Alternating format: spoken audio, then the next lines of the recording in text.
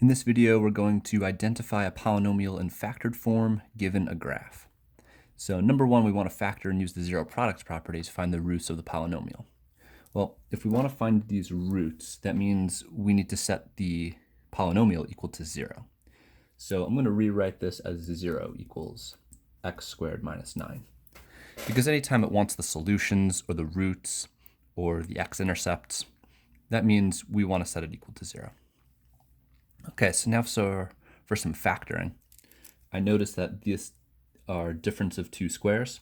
So I'm going to break this into two groups of parentheses.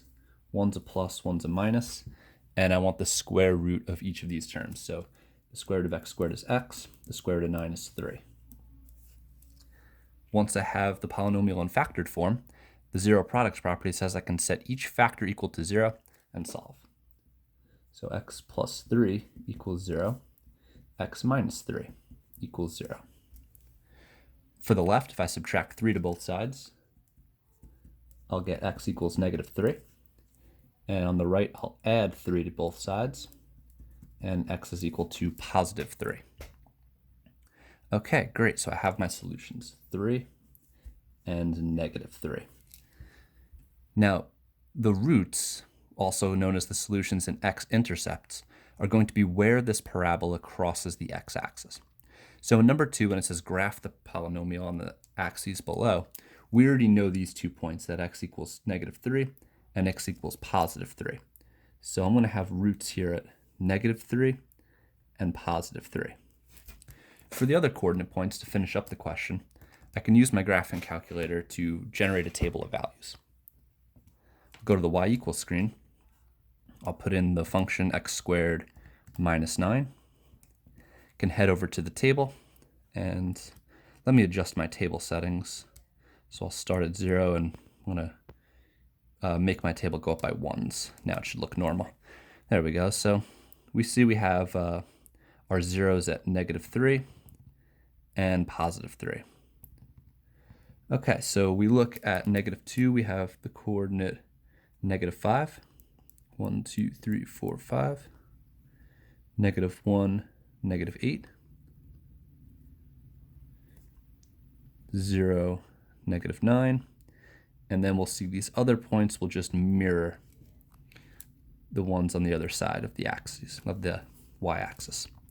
If I keep going up a little bit, I have negative 4, 7. 1, 2, 3, 4, 5, 6, 7. And then that will get mirrored over here for positive 4, positive 7. Okay, and then we'll see this iconic parabolic shape. Looks like a combination of a V and a U.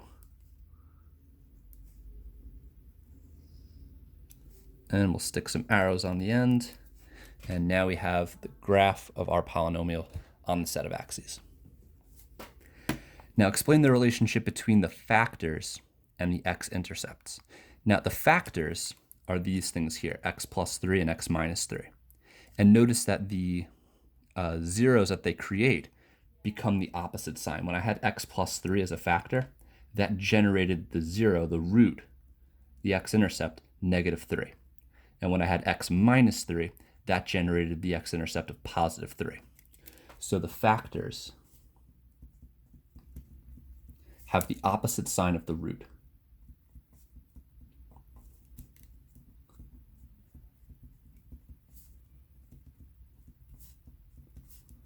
Factors have the opposite sign of the root, which is the x-intercept.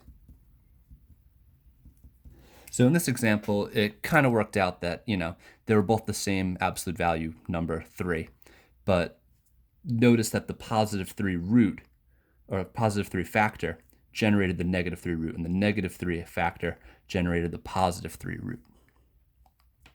Okay, so we can use this idea to quickly identify the factors based on a graph. So in this example, number 4, it says, based on the graph below, which expression is a possible factorization of p of x? Now this is p of x, this cubic function. So I can identify the roots at 2, 4, and 1, 2, negative 3.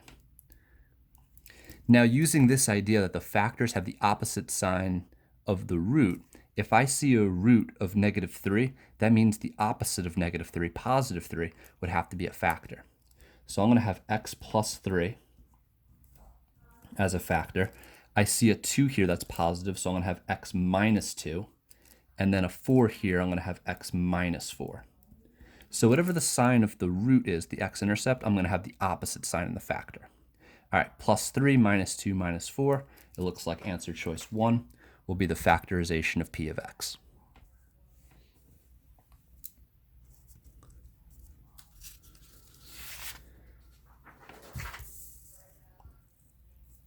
Okay, moving on to number 5. Which function has zeros of -4 and 2? Well, if the zeros are -4 and 2, zeros is another word for x-intercepts. So a great place to start would definitely be these graphs.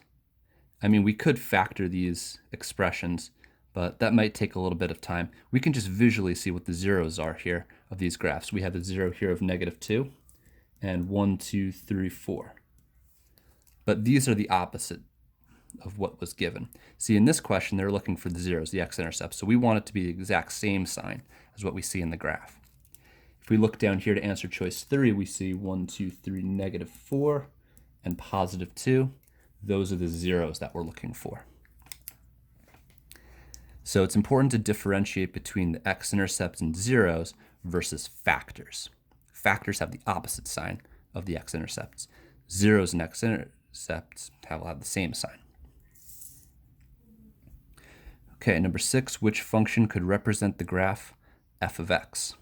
Okay, so we just have to identify these zeros and then create the opposite sign for their factors. Okay, so we see 1, -2, -4, and +1. So we're going to have x plus 4 for a factor, x plus 2 for a factor, and x minus 1 for a factor. Okay, so now this one's a little bit trickier because they only have one of these as a factor, as a binomial. The other expression is a trinomial that could be factored further. It looks like we have two options, x squared plus 3x minus 4 and x squared plus 3x plus 4. So let's factor that. X squared plus 3x minus 4. We would have to use AM factoring. So I'll make two groups of parentheses. I have to find factors of 4 that could add to a 3.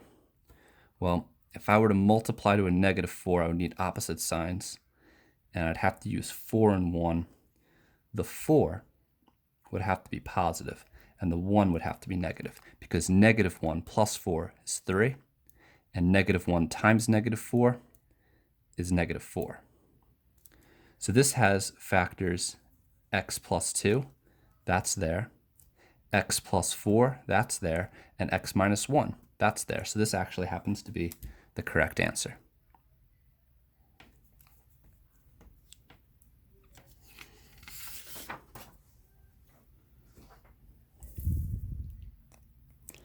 All right, going on to number 7, which function could represent this graph?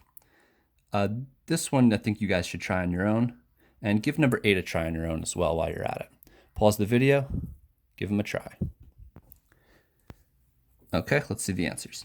So which function could represent the graph? I'll identify the x-intercepts, +1, -1, -3.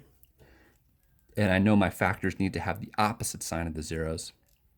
So plus and minus 1, that's there, but this one has a -3. I need it to be a +3. Plus minus 1, +3, g of x. Which equations represent the graph below? So it looks like I have these 3 binomials being multiplied by these 3 trinomials. I see I have 3 roots, -2, +1, and +3. So my factors should be x plus 2, x minus 1, and x minus 3. Now notice that each of these 3 binomials are represented here. I need to factor these three trinomials to see if I can match the other two that aren't included. So let's go for x squared minus 4x minus 12. We'll use AM factoring, add to negative 4, multiply to 12. Well, if I have to multiply to 12, I want to think about my factors of 12 that can add to 4. So all the things that multiply to 12 are 1 and 12, 2 and 6, 3 and 4. The pair that will give me a 4 would be 2 and 6. So I would have x minus 6, x plus 2. Okay, so x plus 2, x minus 6, and x plus 2 again. That doesn't look like these roots. So I don't think answer choice 1 could represent this cubic function. Let's go for Roman numeral 2. We have x squared plus x minus 2. Again, we'll use AM factoring. We need to add to a 1 and multiply to a negative 2. The only things that multiply to 2 are 2 and 1. So if I have a positive 1, I would need x plus 2, x minus 1. So here I have x minus 3, that's there, x plus 2, that's there, and x minus 1, that's there. So answer choice, Roman numeral 2 will be included. Now I need to decide, is it going to be 2 only or 2 and 3? So let's check out Roman numeral 3. We have to factor this expression and figure out its roots. So we have x squared minus 5x minus 6. AM factoring again. The things that multiply to 6 will be 1 and 6, 2 and 3. This negative 6 tells me I need opposite signs.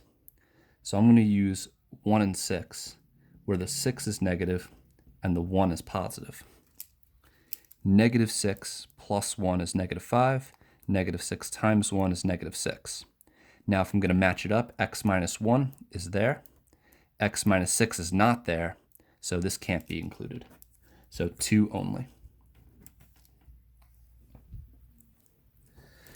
So the takeaway from this lesson, you have to know that anytime you see x-intercepts, also called roots or zeros, they have the opposite sign of the factor.